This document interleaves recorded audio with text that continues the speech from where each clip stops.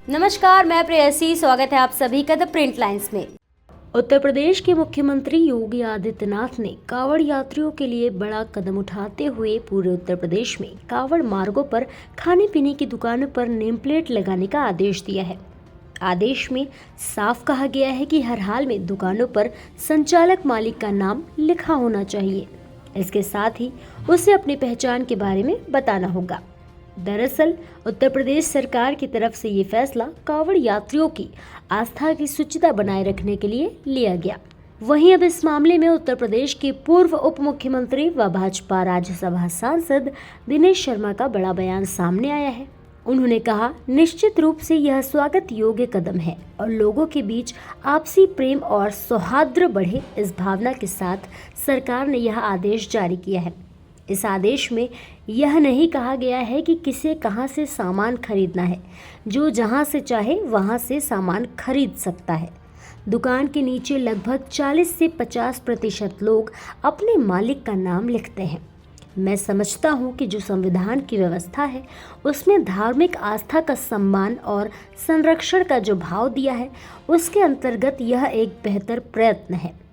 हिंदू और मुसलमान मिलकर चले। रामलीला में मुसलमान पानी पिलाते हैं, लोग पीते हैं।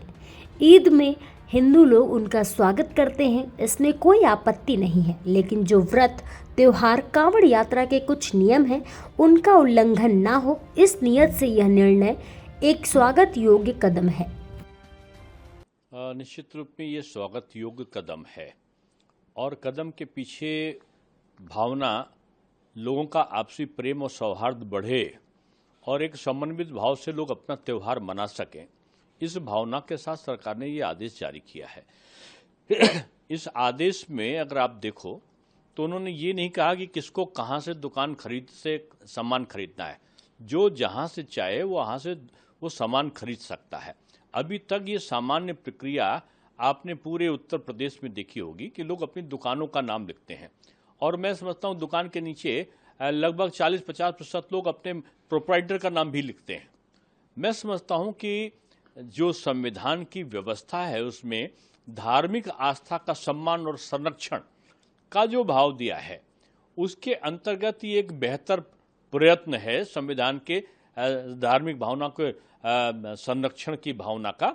और इसमें अगर आप देखो कि 2013 में एक छोटी सी बात पर दंगा हो गया था और मुजफ्फरनगर में कि एक दुकान से उन्होंने सामान खरीदा, वो किसी और नाम से, किसी हिंदू धार्मिक नाम से था और वो दूसरे समुदाय का व्यक्ति उस दुकान में खाने का सामान बेच रहा था और उसमें जो तमाम प्रकार आपत्तिजनक जो लहसुन था, प्याज था या कुछ और चीज़ें उसमें मिली हुई थी और उस व्यक्ति ने जब खाया उसको पता चला तो उसका व्रत टूट गया है। तब उसने चिल्लाना शुरू किया और काफ़ी बड़ा दंगा हो गया था। इस प्रकार की घटनाएं ना हो। आप देखो तो एक विधिक प्रक्रिया भी है कि लोग अपनी चीज को छदम नाम से नहीं बेच सकते। दुकान का नाम भी वो वास्तविक दूसरे नाम से नहीं रख सकते। अगर जो नाम वास्तविक उनका है उसी को वो प्रदर्शित कर सकते हैं। कभी कभी लोग अपनी सेल को बढ़ाने के लिए दूसरे नाम लिख लेते हैं। अब आप उम्मीद करें कि मानो बजरंग ढाबा लिखा है और बजरंग ढाबा में वहाँ पर मांस मिल रहा है, तो लोग निश्चित रूप में इस पर आपत्ति करेंगे। हिंदू और मुसलमान मिलकर चले। यहाँ पर रामलीला होती है तो मुस्लिम लोग पानी पिलाते हैं, लोग पीते हैं और जब ईद होती है तो हिंदू लोग उनके स्वागत में सभी लगाते हैं, इसमें आपत्ति नहीं है। लेकिन जो व्रत त्योहार, जो कांवड़ यात्रा के कुछ नियम और संयम हैं, उन नियम संयम का उल्लंघन ना हो, क्योंकि वो नंगे पैर चलते हैं। सैकड़ों किलोमीटर की यात्रा को वो कई दिन चल के व्रत रखकर पूरा करते हैं। अगर खान पान जो प्रतिबंधित है उनके शास्त्रों में, उसके अनुसार अगर कोई आपत्ति आती है तो नहीं होनी चाहिए। मैं समझता हूँ इस नियत से ये निर्णय एक स्वागत योग्य कदम है। आपको बता दें कि भगवान शिव के भक्त हर साल कांवड़ यात्रा पर जाते हैं।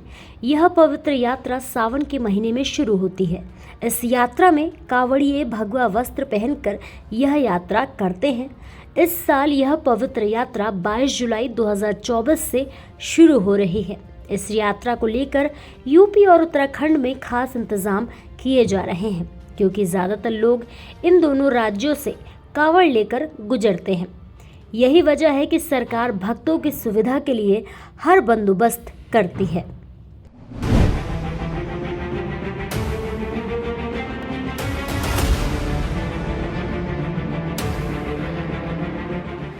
उत्तर प्रदेश सरकार ने कांवड़ यात्रा के दौरान हथियारों के प्रदर्शन पर रोक लगाने के संबंध में बकायदा एक एडवाइजरी जारी की है।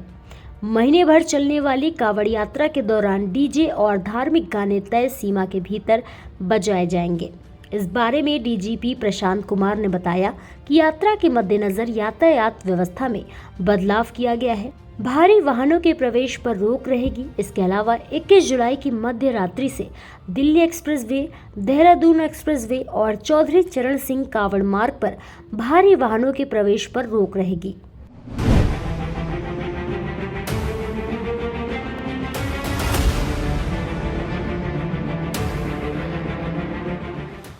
डीजीपी ने आगे कहा कि कांवड़ियों को भाला, त्रिशूल या किसी भी तरह का हथियार लेकर न चलने की सलाह दी जाती है। कांवड़ यात्रा मार्ग पर डीजे बजाने पर कोई प्रतिबंध नहीं होगा, लेकिन आवाज निर्देशों के अनुसार तय सीमा के भीतर ही होगी। यात्रा मार्गों पर शराब और मांस की दुकानें भी बंद रहेंगी। आवारा जानवर यात्रा मार्गों पर घूमते न दिखें। अयोध्या बस्ती मार्ग पर सामान्य यातायात प्रतिबंधित रहेगा। इस पर केवल एम्बुलेंस और अन्य आपातकालीन वाहनों को ही जाने की इजाजत होगी। ऐसे ही और भी अहम खबरों को देखने के लिए बने रहिए द प्रिंट लाइन्स के साथ।